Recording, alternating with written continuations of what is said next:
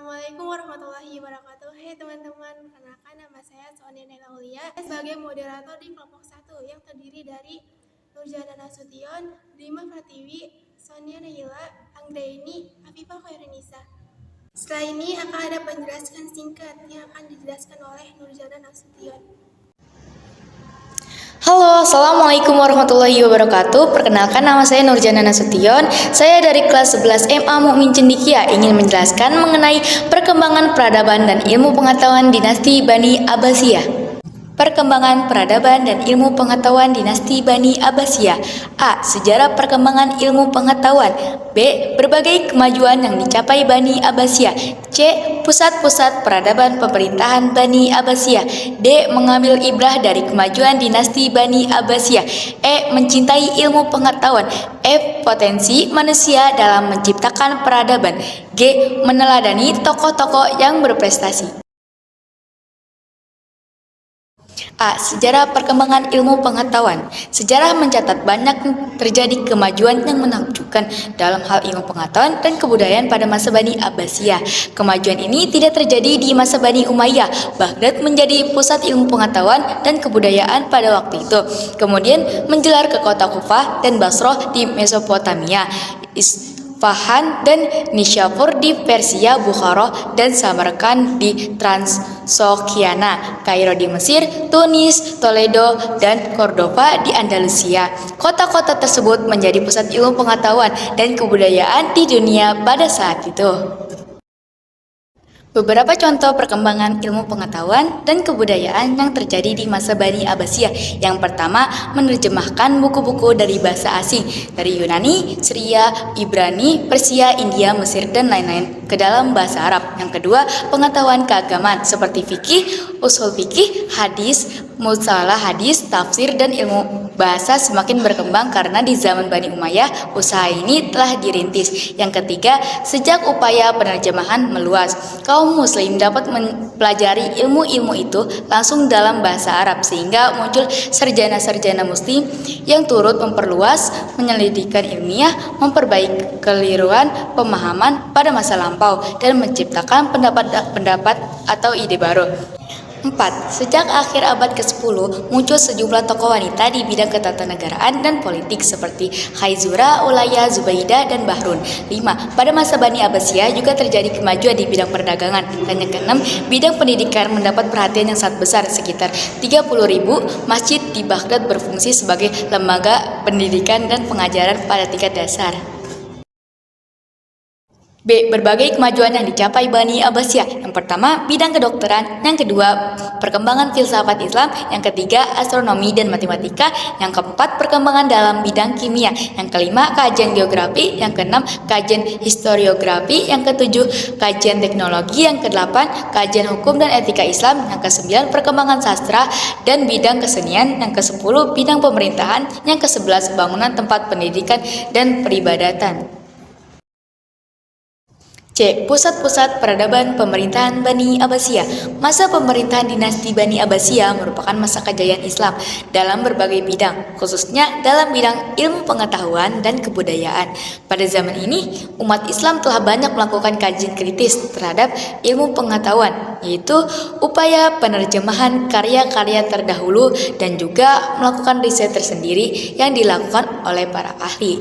Kebangkitan ilmiah pada zaman ini terjadi dalam 3 lingkup, yaitu yang pertama, kegiatan menyusun buku-buku ilmiah.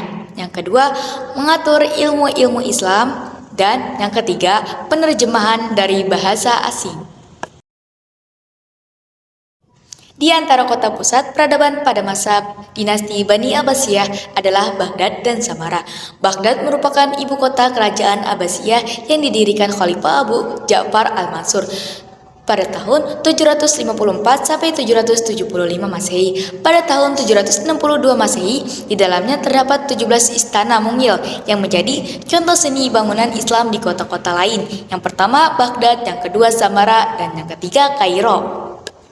D. Mengambil ibrah dari kemajuan dinasti Bani Abbasiyah. Pada masa kekuasaan dinasti Bani Abbasiyah, Islam menguasai peradaban. Ketika itu, Khalifah Bani Abbasiyah mampu memajukan Islam dalam berbagai hal. Ada politik, ekonomi, ilmu pengetahuan, kesejahteraan, dan sebagainya tersusun serta tertata dengan baik oleh para khalifah. Hal ini disebabkan agama Islam dijalankan secara baik, berawal dari Al-Quran dan hadis. Para ilmuwan Islam mencoba untuk menggali apa yang terdapat pada dua hal tersebut. Oleh karena Islam adalah agama yang menghargai ilmu pengetahuan, para pemeluknya mengembangkan pengetahuan pula. Berdasarkan hal ini, maka ilmu pengetahuan mengalami kemajuan yang pesat. Jika ilmu pengetahuan dikuasai, peradaban pun dapat dikuasai. Begitu juga dengan para penguasa, mereka harus meniru apa yang telah dilakukan para khalifah dalam menciptakan peradaban Islam. Para penguasa harus berbuat adil, jujur, menyejahterakan rakyat, dan berpegang teguh pada Al-Quran dan hadis. Jika mereka berbuat demikian, antara rakyat dan penguasa terjalin hubungan yang baik. Hal inilah yang tergambar dari kehidupan Khalifah Abbasiyah. Mencintai ilmu pengetahuan kehidupan pada masa dinasti Bani Abbasiyah harus dijadikan contoh bagi umat Muslim Indonesia. Jika kita ingin menjadi umat yang terbaik, kita harus menjalankan isi kandungan Al-Quran dan hadis yang baik. Jika kita sudah mengamalkan isi kandungan Al-Quran dan hadis dengan baik, ilmu pengetahuan bersumber dari dua hal tersebut. Jika bangsa Indonesia mampu menguasai peradaban dunia, oleh karena itu kita harus mencintai ilmu pengetahuan.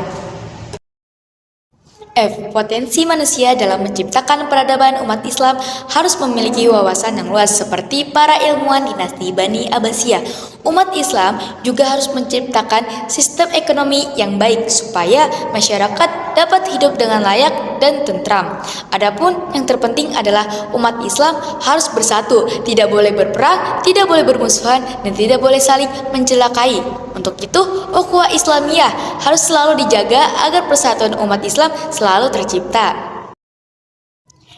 Meneladani tokoh-tokoh yang berprestasi. Para tokoh yang telah berhasil di masa khalifah telah berjuang melahirkan berbagai karya ilmu pengetahuan. Hal tersebut wajib kita tiru, sebab untuk mencapai kemajuan diperlukan usaha yang keras dan berdoa. Contoh yang berhasil adalah para imam dalam bidang hukum Islam. Mereka adalah Imam Abu Hanifah pada tahun 700 sampai 767 Masehi, Imam Malik bin Anas 713 sampai 779 Masehi, Imam Asy-Syafi'i dari tahun 767 sampai 820 Masehi, dan Imam Ahmad bin Hambal dari tahun 780 sampai 855 Masehi.